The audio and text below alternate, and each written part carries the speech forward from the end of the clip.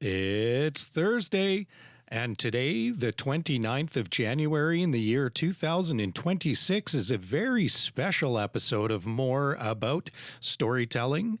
Why is it so special, you ask? Stay tuned and listen. Once upon a time, in a galaxy far, far away, it was a dark and stormy night. gather round, my friends. Let me tell you a story. Dun, dun, dun, dun, dun, dun, dun, dun. This week, we're talking about story through music. And who better to talk about that than with one of my best friends from the Navy days, Shane Sylvestre. Now, Shane became the lead singer of Good Night Vegas, which was a band that we formed on HMCS Ottawa, led by our drummer, Brad Robinson, after I left. I used to frontman the band for a while, and then Shane took over after I had to leave. Shane is an awesome guy. He's very passionate about music. He's very passionate about story. And who better to interview than, that kind of guy to talk about story and music. And what makes this week so special, what makes today so special, is that the 29th of January, 2026 is my good buddy Shane's 35th birthday. So, in the honor of an episode about music, here you go, Shane.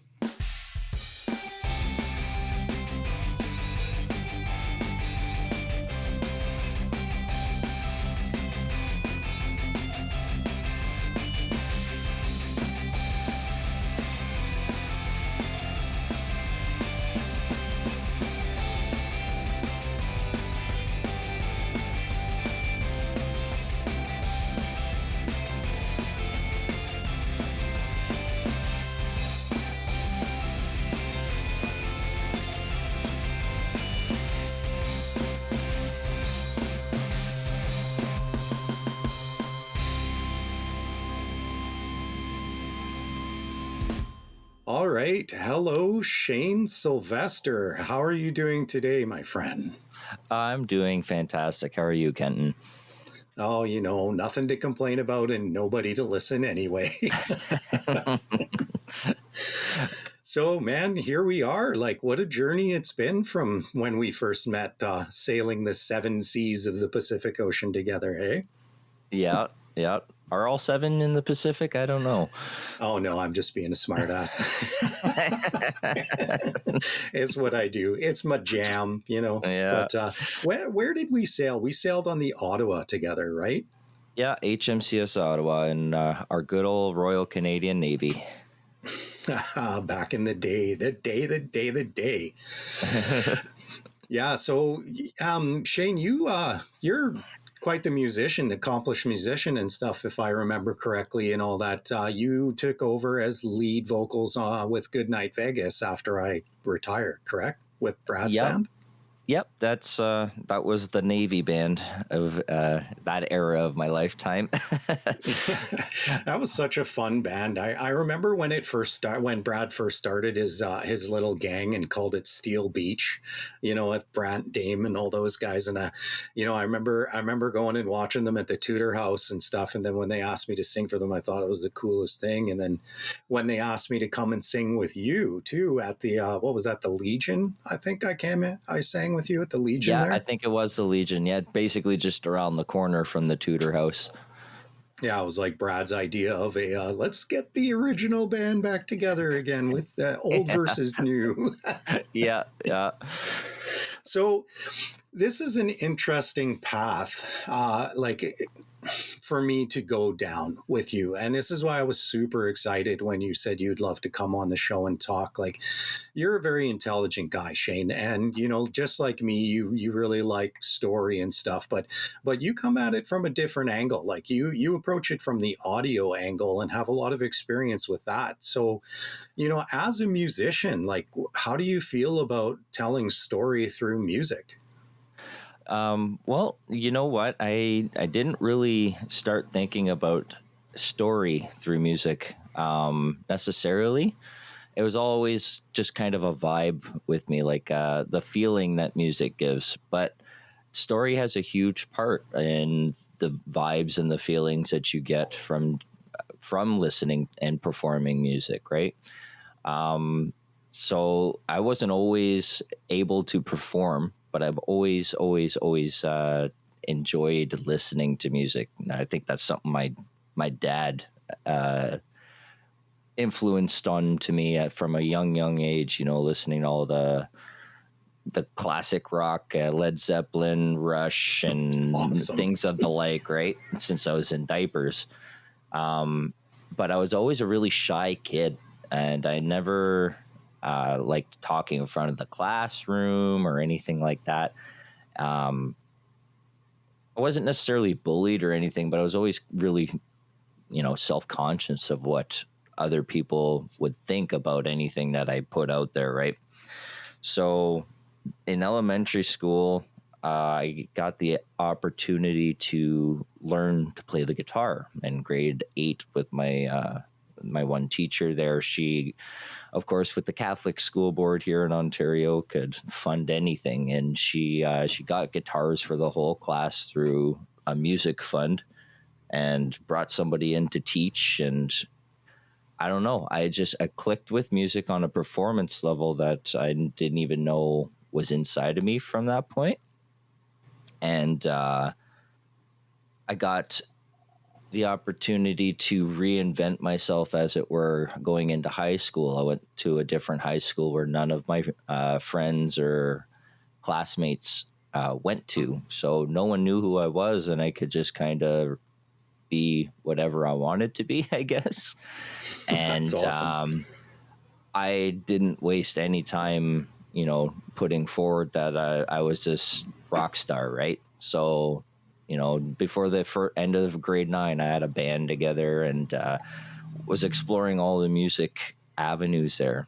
But it was always just a buzz for me to kind of, leaning on to your other podcast there, take the fear of like stage fright, and then just getting an adrenaline rush and like a high off of it. Yeah.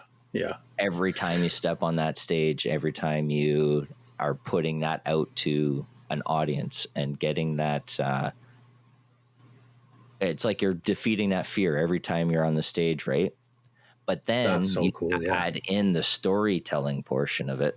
And even if you're playing somebody else's music, you get to interpret what that story or music it means to you, and kind of reinvent it on the delivery to the audience.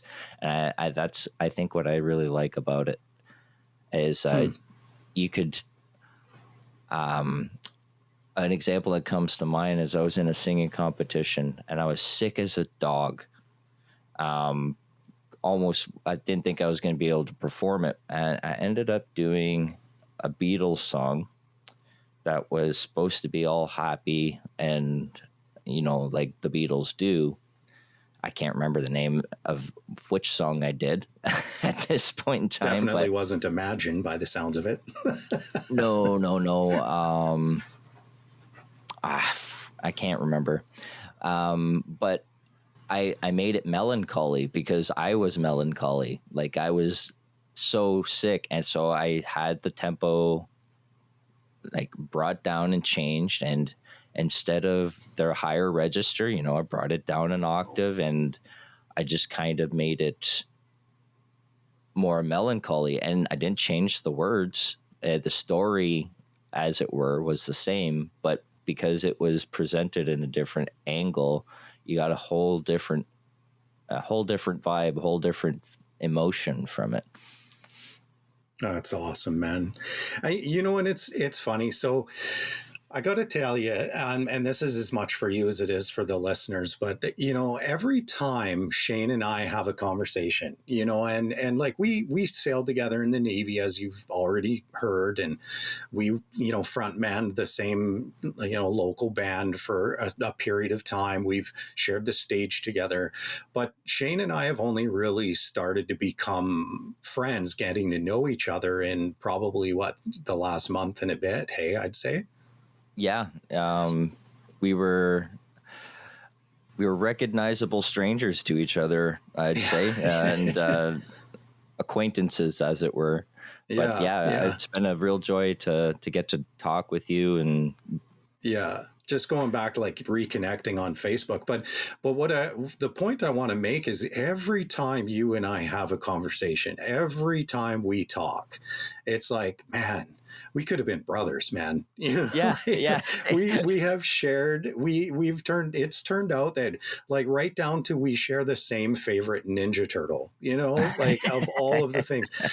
So here we are, and we're talking about your journey with music and your teen years and stuff. And my own journey was identical, man. Like my mom wanted my brother and I to have a hobby. She thought, well, let's get you guys into some music lessons.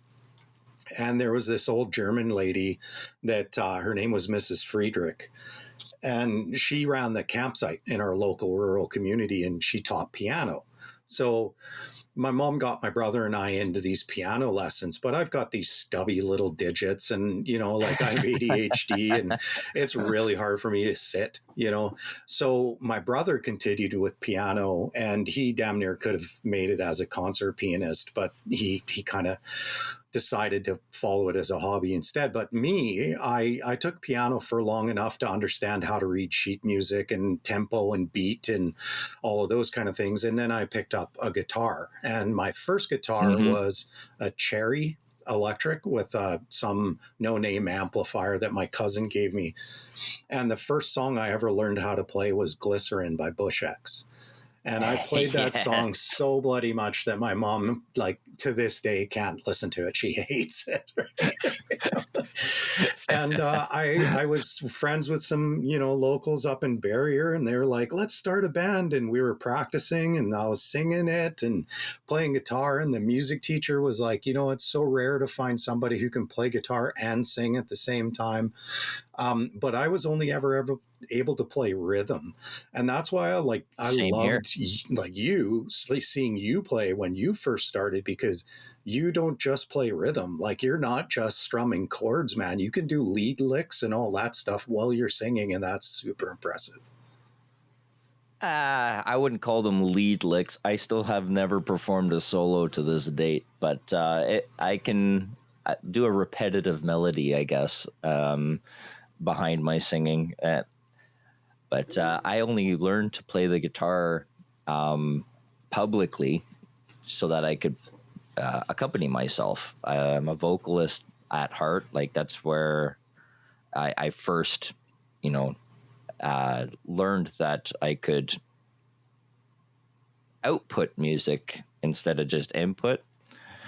But I had no way to do that, right? Like, karaoke only goes so far, and when you're like in your teens, you can't really go to the dive bars and throw it on Higher by Creed. Right. Good you song. Just that was my jam, man. The Weathered album. Oh yeah, I learned to sing that song cover to cover. See, and this is the thing about story and music, right? Like, I mean, every song has a story, and it goes so far, then it's so much deeper than just the lyrics. The lyrics are only one small part of it. The story is each individual person that put their soul into that song, right? Mm-hmm. The story is the connection that each of those songs bring. Like, you mentioned Higher, and I immediately have like thoughts of, my teenage years cranking that song when I was driving down the highway by myself in the summer with the windows down, Right. Yeah. The neat thing with story for songs is it's not just a story that's being delivered. It's almost like a timestamp of what's going on in your life. the first time you hear that song, or the most impactful time that you've heard that song, or the first time you've understood a lyric to a song that you've not been singing correctly for a decade. When you associate a specific song to a time in your life, I think that's even deeper than the story that's being portrayed on the record. Oh, for sure. You know, there's a saying I saw somebody said in an interview once a while ago, and it says, like, you know, one place that you rarely ever see people not getting along is at concerts. Is at like a music concert, you know, because everybody's there because they love that artist, they love that song, and they're there to share the experience. Eh? Yeah, absolutely. Yeah. There's like a young guy I've been. Oh, go ahead. No, please.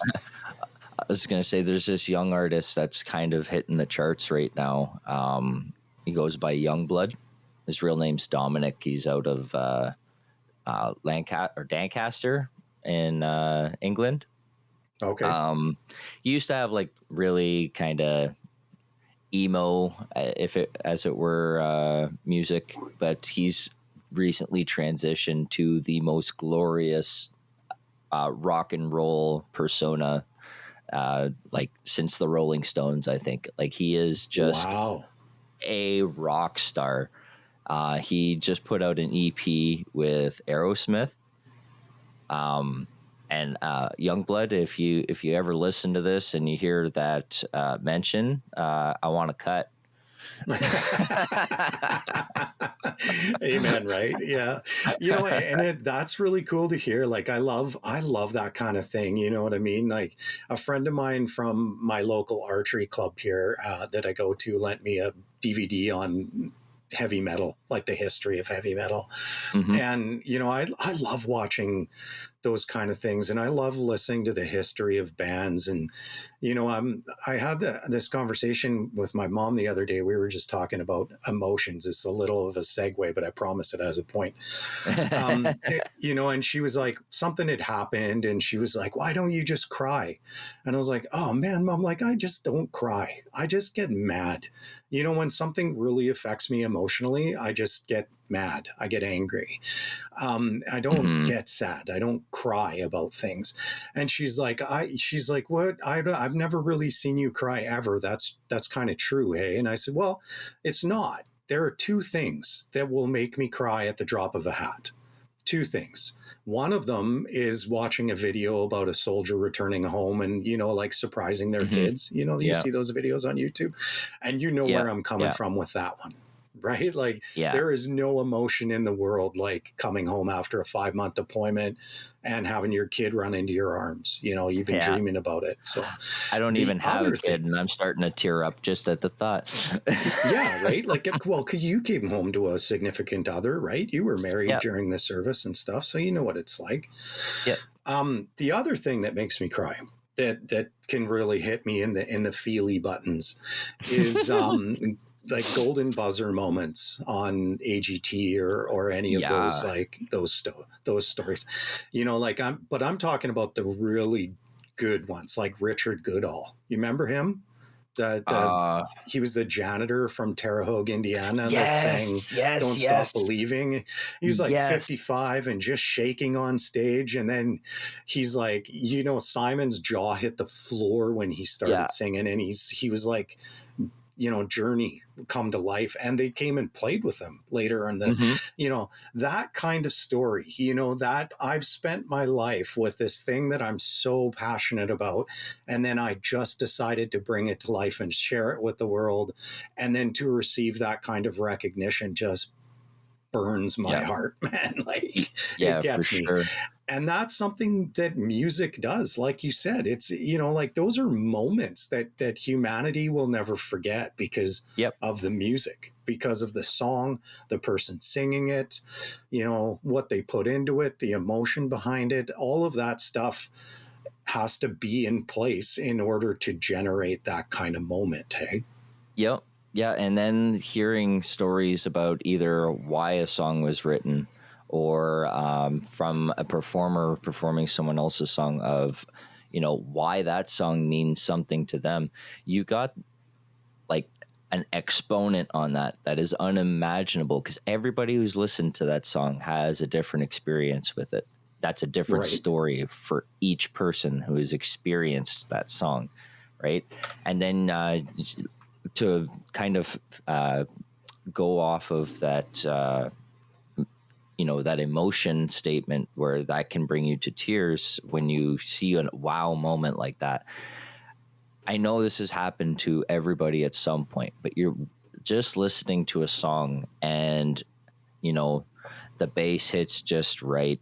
The melody is moving in a way that's jiving with you. And then the vocal pierces through and you get goosebumps.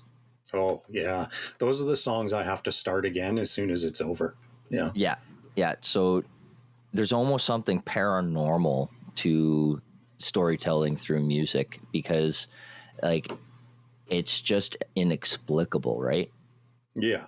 Yeah, for sure. And I think you nailed it when you called it vibes earlier. Like if you buy into a lot of modern pseudoscience and all that, they're all talking about, energy by wavelengths, and, Mhm. what is sound if not energy by wavelength? So, Absolutely. crystal therapy, audio therapy, my daughter, after she had her stroke when she was 14, she did music therapy for a while, and all they did was put her in a room with flashing lights and different types of audio cues and played like music for her, and she always came out of that just glowing. Mm-hmm. And by the same token, I think a song that can hit you in that way and make you feel those uplifting things can also do the opposite. I think there's Yeah. some songs, like you said, that you might have heard in a tormented moment. Like for me, one of my favorite songs, but I have a very difficult time listening to it, is "How to Save a Life" by The Fray. Mm-hmm.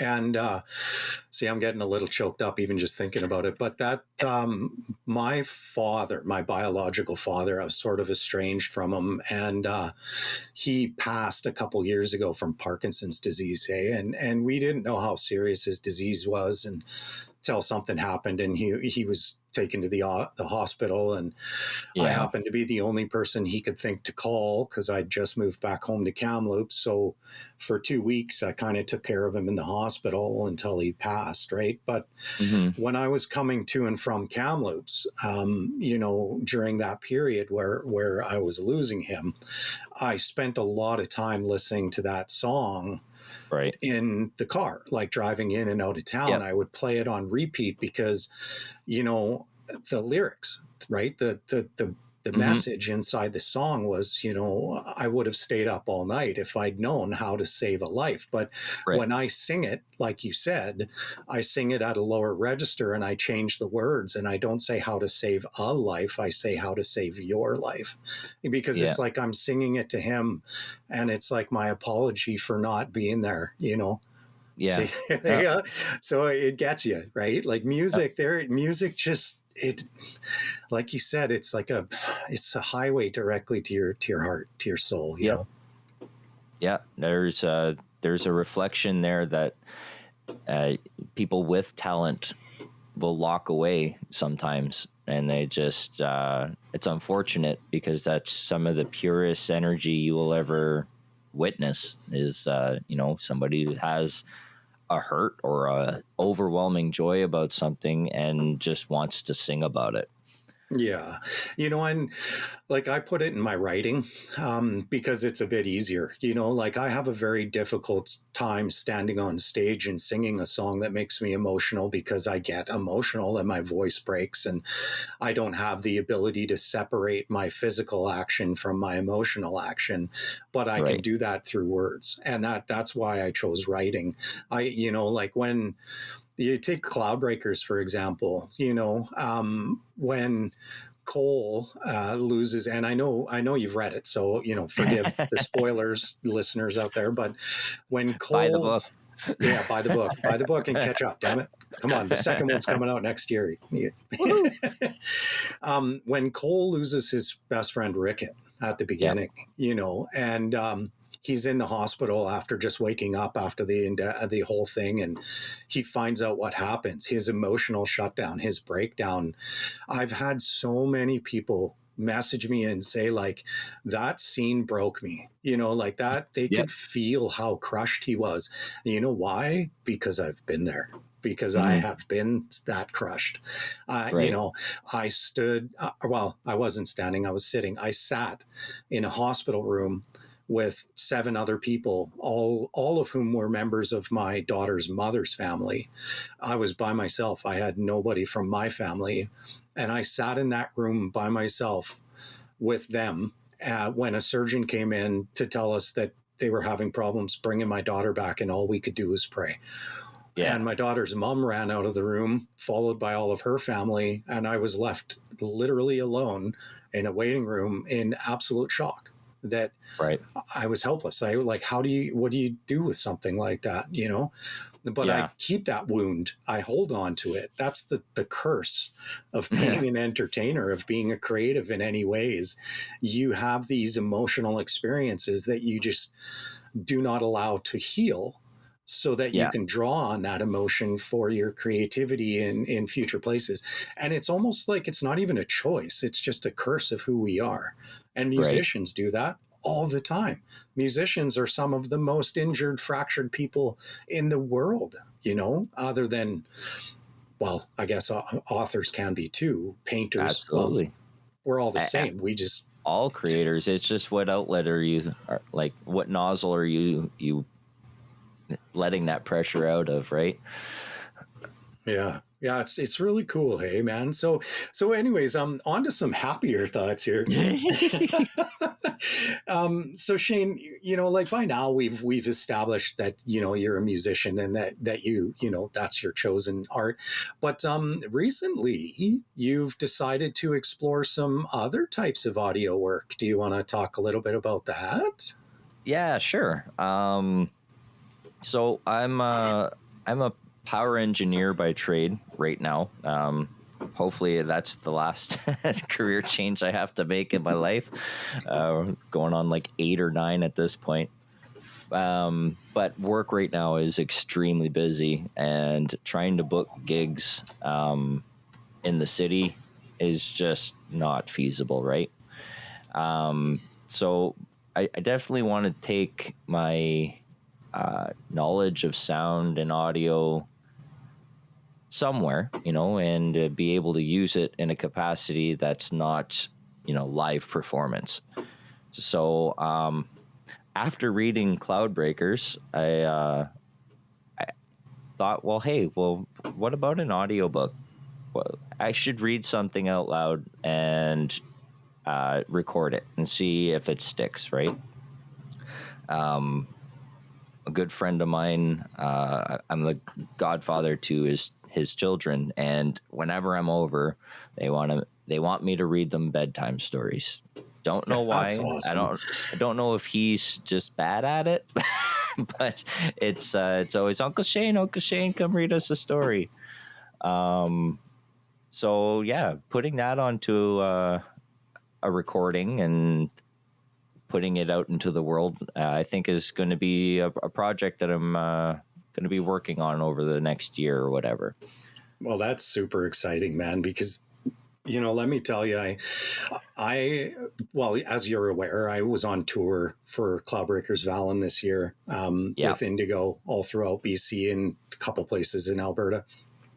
But every single appearance I ever had, every single signing I ever had, somebody asked me when the audiobook is going to come out, and going all the way back to 2013 when I published Sunlight Prince, I was reading at an open mic in Victoria called Double Dog Dare that was ran by Philadelphia Publishing out of Victoria.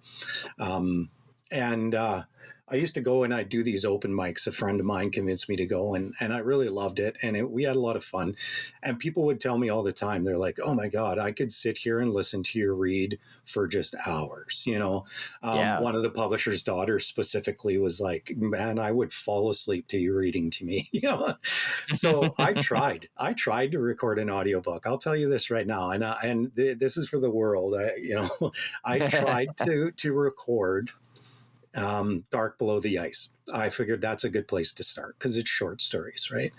Yep. So I studied and I learned audio, and I figured, I'm doing this podcasting with Jason Hewlett, and he with the Echoes of Fear podcast, and he's getting me into this, and he's part of the reason why I'm doing more about storytelling and how anyway, my love of all this stuff. Make a long story short, I sat here in my little studio at home and I tried to record an audiobook. And if you've read The Dark Below the Ice, the very first short story in the collection, ironically enough, is called The First. The First, yeah. And it features, one of my favorite characters that, a lot of people have asked me to write a novel about, which, maybe when Clawbreakers is done, I will. But it also features he's a cop, he's a detective, but his partner is French Canadian, Quebecois.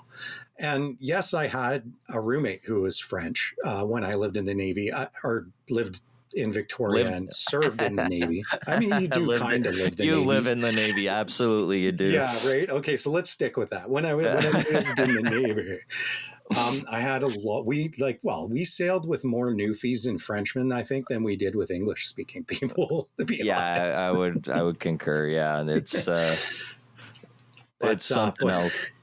Man, I got to tell you, when it came time to try to do his accent, fail, epic fail. I could not do. I mean, I can swear like them, no problem. Yeah. You're like, like. And like, I think of when I used to mess with my roommate, he was like, well, I had to learn English. You should learn French. And I was like, I'll learn French. And the next day I says to him, he came down from upstairs and I said, est-ce que je peux emprunter un poisson? Which for those of you out there means, can I borrow a fish? And he looks at me and he goes, you want to borrow a fish? And I was like, I did it on purpose, right? I was like, what's the weirdest thing I can say to a French person who lives with me, right? Can I borrow a fish? Yeah. But when it came to reading the book, I could not nail the accent. And I decided, I was like, no, this is not for me. I'm going to have to outsource this project. And Cloudbreakers is going to be a very difficult beast because for one, it's a fantasy. So you get all these accents that are like ours, but different, or maybe a mix of two.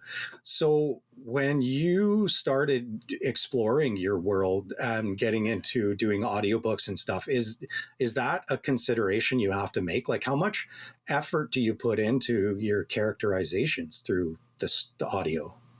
Well, so it kind of depends on the approach that you want to do reading it, right? So depending on the production, right? Like you could have a completely casted audiobook. Like I think the Harry Potter series is doing it right now where every character has a different actor portraying their voice. And then there's the narrator, right?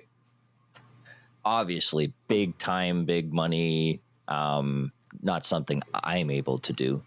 Then you got the narrator, which is just reading the story and has good flow and good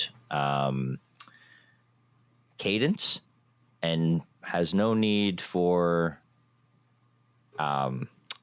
what's the word I'm looking for? Has no need to impersonate the characters he's reading, right? Like imagine Morgan Freeman, right? Like the guy could read right? Could read anything, doesn't matter what. He doesn't have to change his voice. He's just going to read the text through, and you're going to be mesmerized. You don't need that extra flair. I'm thinking I'm going to aim for something in the middle, where I will impersonate, I guess, the characters, give them a little bit of life, right? Not to the extent where, where I'll be talking in falsetto for female voices, for instance, but like, nobody wants to listen to this. Yeah, Well, that's a damn good Mickey Mouse there, brother. I gotta tell you. Oh boy. Oh, damn, son. Yeah. Well, maybe I will. Who knows? But I'm thinking of, like just making each character unique enough to be able to be recognizable instantly, right? So when that character is reading, or I'm reading a line from that character, you know who's talking. But you can still imagine the character for yourself as you're listening, right? That's kind of where I'm thinking I'm going to land. That's awesome, man. Well, honestly, I feel like we could talk about this forever and stuff, but I guess in the interest of time, I think we're going to have to look at wrapping up here. But, Shane, maybe I'd love to get you back again in a future episode where we could explore more about the audio work and stuff. And, like you have an excellent timbre to your voice, brother. And I think, maybe we could talk about doing some cloud breakers, hey? Yeah, well, maybe that will be a thing in the future. Well, considering you're a fan, eh? So I'm a huge fan. Let me tell you to everyone who's listening, if you haven't read any of the Cloudbreakers world, the literature that's come out of that, I would recommend starting with Sunlight Prince, like I did, but absolutely pick up Valen. My gosh, I read it in a week, and I haven't read a book in a week since I read the first Harry Potter. Like it was very, very good. Oh man, I appreciate that so much, brother. All right. Well, okay. So here we are at the tail end of our chit chat, Shane, and I have this little thing I like to do that I call one more question, and it's a left, it's out of left field, brother. It took me a while to try to think about this one because I have a list of ideas to ask authors and comic book creators and stuff, but I was like, I never thought to ask anything left fielded on a musician. So it took me a bit, but I think this one will be fun for you. So let me ask you one more question. Are you ready? One more question. Yep.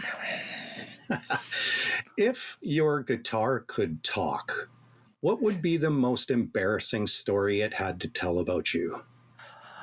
Embarrassing. Oh boy. Keep it PG, man. No playing naked in your bathroom.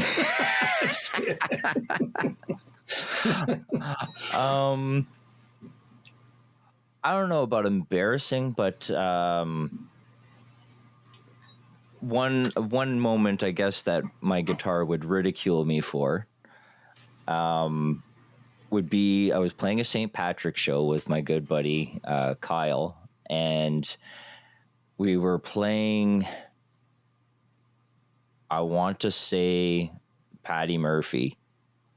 The night that Patty Murphy died, we were like just going ham, right? Like just pounding on the guitars, and then all of a sudden, like the song's done, and the whole front row of the venue is just horrified. Like they're looking at us with their jaws dropped, and just like, what's happening? I look down, I am covered in blood. Oh no. Oh no. I am just covered in blood spatter. I'm like, what happened? Like, what's going on? And so is my partner. Kyle is also covered in blood. I'm like, what happened on stage? Did I black out? Like,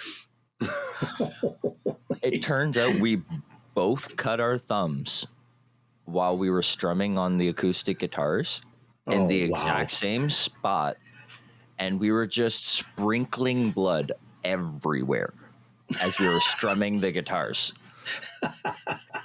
Talk about putting your blood, sweat, and tears into your art, man. That's awesome. Yeah. So a bunch of it splattered into the sound hole of my acoustic guitar. I had never been able to clean it off. But as blood ages, it just gets darker and darker and darker. So it looks like there's black paint speckled onto the inside of my guitar. And nobody would know that that's actually my DNA. Do you know what's really cool, man? Is my friend Jason Hewlett that I co-host the Echoes of Fear podcast with. He's a paranormal investigator and stuff. He would say that's exactly how you get haunted objects. Someday someone's going to buy your guitar from a pawn shop and it's going to play Patty Murphy Died by itself in a basement. And it'll just be me doing a Mickey Mouse voice in the background, haunting them. Oh man, that's awesome. Well, Shane, thank you so much for coming on the show, man. I love chatting with you and stuff. Like I said, the time just flew by and I feel like we could have talked forever. So I really appreciate you being here, and we'll get you on again. I'd love to hear more about the audio work and see how that goes for you. Sounds good, brother. All right, and that is it for this Thursday. That was Shane Sylvestre. Wherever you are today, brother, I hope you have an absolutely fantastic birthday. It's an honor to know you. I really, really, truly hope that your up and coming trip around the sun is going to be just as incredible, if not more so, than previous ones. And there might have been a little foreshadowing in that episode for my, friends and family and fans of the Cloudbreaker series, but it may be too soon to tell, so my lips shall remain sealed. Wah-ha-ha-ha.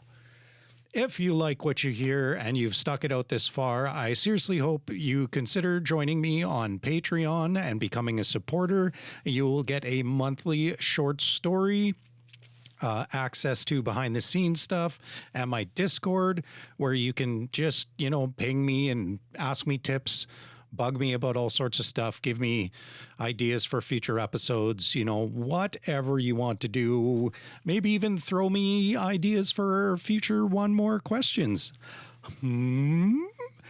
Join the insanity. Thank you for listening, everybody. We will talk to you next week for more about storytelling.